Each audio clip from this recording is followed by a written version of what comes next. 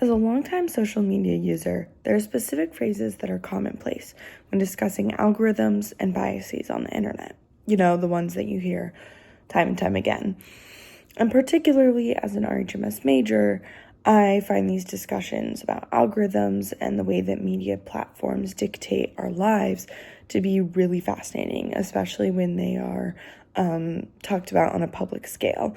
And it's interesting when these conversations that I'm used to happening inside of a classroom or reading about in a scholarly book or article make their way into the public narrative as well.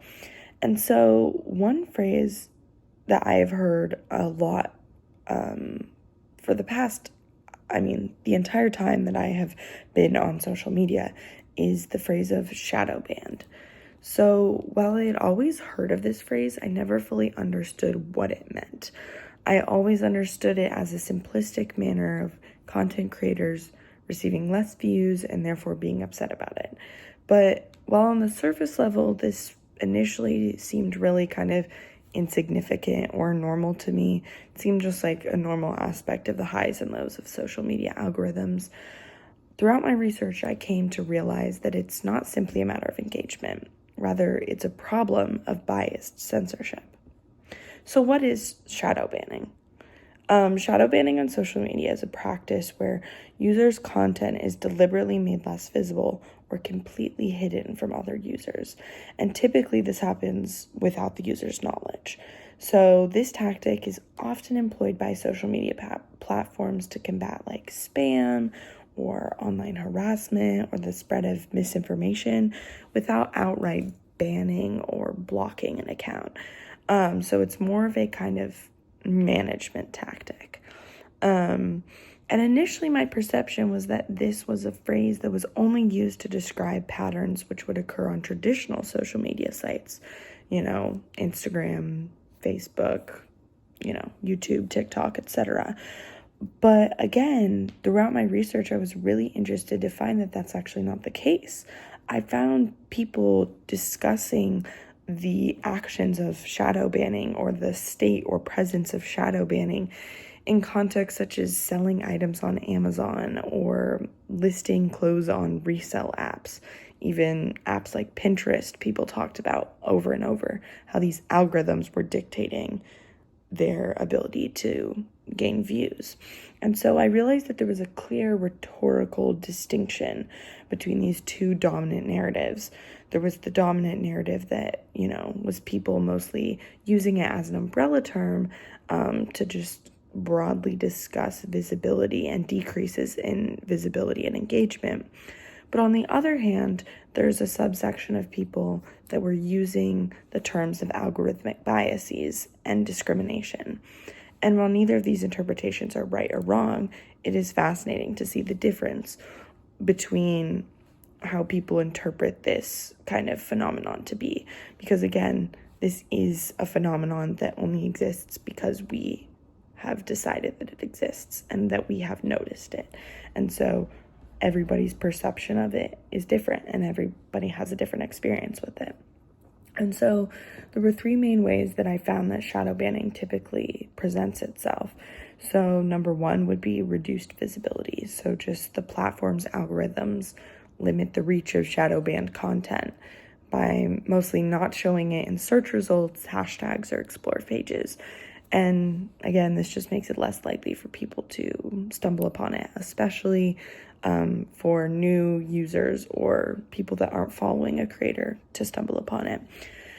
Number two would be limited engagement. Even if the content is still visible to the user's followers, the platform may suppress engagement metrics like likes and comments and shares.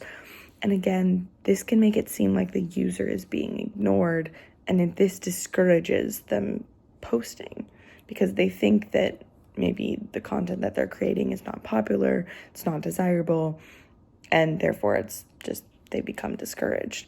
And both of these are kind of examples of this silent censorship that happens where it's different from a traditional ban or a suspension that would happen on an account, but instead they are banned from the outside, but from the inside, they don't know that they're banned. There's no notification on their account saying that they've been reported or banned or have a temporary suspension.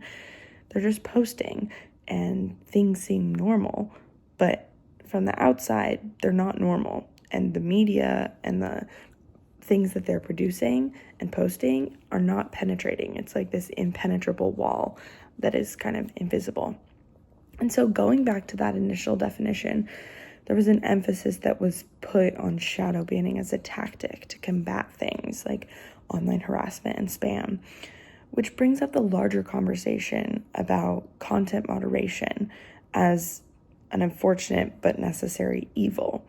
Now, content moderation in itself is not inherently harmful, just as algorithms are not bad or good. However, the rules and biases which are coded into them are just that. They're biased. And so all users benefit from some forms of content moderation. I mean, like, if you could just post anything and have anybody see it, the platforms that we enjoy so much would no longer be enjoyable. And so there has to be certain limitations, and these limitations do benefit the users. But if we could just post anything and it could be seen by millions, that'd be dangerous, right? So social media companies have decided that they need to have some sort of rules and policies and restrictions in order to maintain that platform that's enjoyable. And while the fine print and lengthy terms and conditions might overview the type of content which is allowed or not allowed, these brief blurbs don't give much insight to content creators about what kinds of opinions and people are favored otherwise by these algorithms.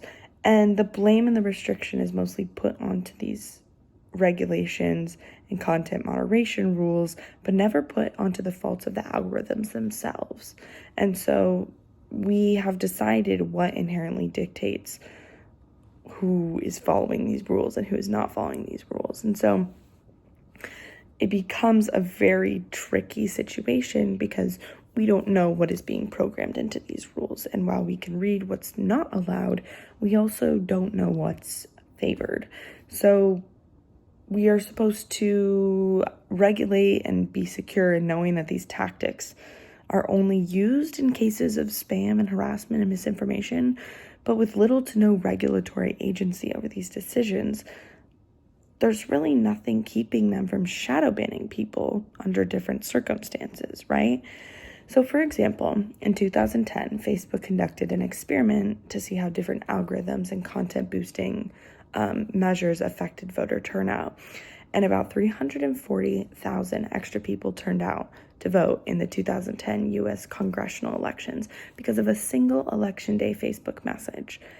And estimate researchers who ran the experiment involved 61 million users on the social media network.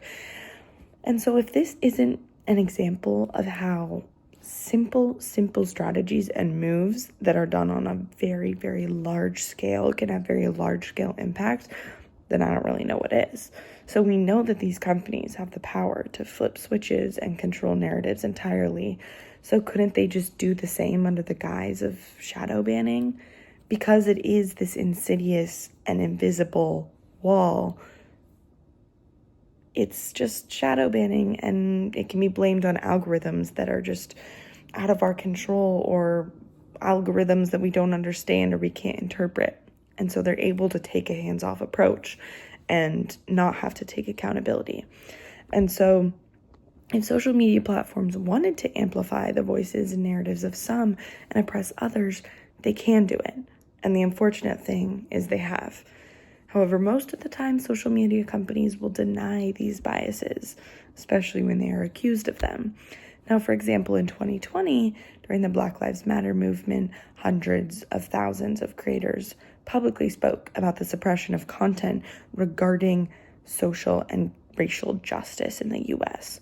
And so many of them blamed TikTok directly, so much so that TikTok had to give a direct apology statement, blaming the issues on a glitch or a bug, but not on the system or the coded bias. And so these creators were finding that, specifically creators of color that were speaking about these issues, were not receiving the same amount of engagement on their videos that they were previous to speaking about this issue.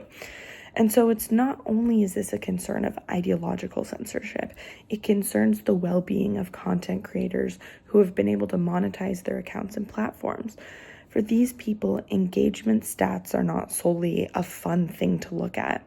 These numbers dictate everything from in-app visibility to advertiser appeal. To put it simply, their income relies on interaction. In a 2023 journal article titled "Shadow Banning is Not a Thing, Black Box Gaslighting and the Power to Independently Know and Credibly Critique Algorithms," Kelly Cotter discusses how, quote, "an influencer's success is defined largely by how well they can achieve visibility in algorithmically ranked feeds. Thus, they view learning about algorithms as a central component of their work. Yet learning about algorithms does not guarantee visibility or success. In fact, algorithms tend to exacerbate conditions of instability and inequality in media and cultural industries. This algorithmic precarity motivates influencers and other creative laborers on platforms to optimize their practices and content according to their understanding of algorithms."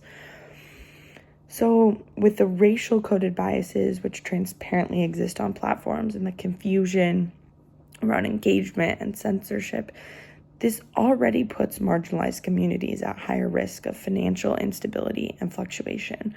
And when content creators are unable to have a steady stream of income, they're more likely to have to find other ways of making money and are more likely to abandon the content creation as a job, as a monetary source. And so this is a reality for so many people. This problem embeds itself more deeply in ways that connect not just on the level of who sees what, but on the level of race and marginalization as a whole. And diverse perspectives and content are needed now more than ever before, but they're being inhibited and suppressed more than ever before. And so not only does this affect individuals, but these uncertain conditions also change the dominant narratives that are proposed. It channels creators into making content which is more flat, marketable, and non-controversial. If the only way is to become successful or have a voice on social media is to be palatable and pleasing to the algorithm, then we switch from spaces that served as powerhouses of thoughtful, dynamic, and challenging content to dampened and homogenous areas that are flat and similar, and all for the appeasement of the algorithms. And so this is one way that channeling creators into consciously producing content which pleases the algorithms and not the users is so harmful, because there's a direct reward and feedback system which is built into the algorithmic system as a whole. And when you see lower views and lower likes, it's assumed that whatever you were creating, whatever content you were producing, is less desirable and therefore shouldn't be content that is made as often. And so when people express their views and it doesn't get any traction, they're much less likely to want to express their views ever again. And so it becomes a problematic cycle. And I have to admit that before taking this class, I definitely lacked kind of a nuanced perspective, especially when it came to social media influencers and the whole discussion of labor on social media. And I just think that it's something where we can, deny it as maybe being maybe a silly job or frivolous, as a lot of people consider it to be. But we should not ignore the predominance that it holds and the increasing predominance that it holds within our labor force. And these individuals are not just people making videos on their phone. These are people that are making content. They are no different in a lot of ways than the actors and actresses that we have idolized for centuries. And so I often found myself being very critical of these people sometimes, and critical of when I would hear influencers talk about complaining about things because it felt like they had other options. But as I have began to recenter my thought process to one that is understanding of how these different types of practices of exploitative and free labor affect people, I've been able to realize that small effects, like a small shift in the algorithm, can have very large scale effects on real people, as well as the dominant narratives that we hear and see.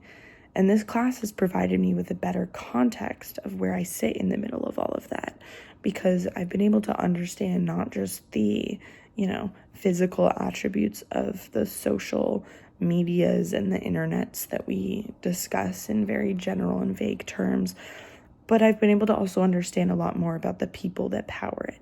And so the people that power this content that we absorb for hours and hours and hours a day, I mean, I can only sympathize with them and their confusion and their frustration.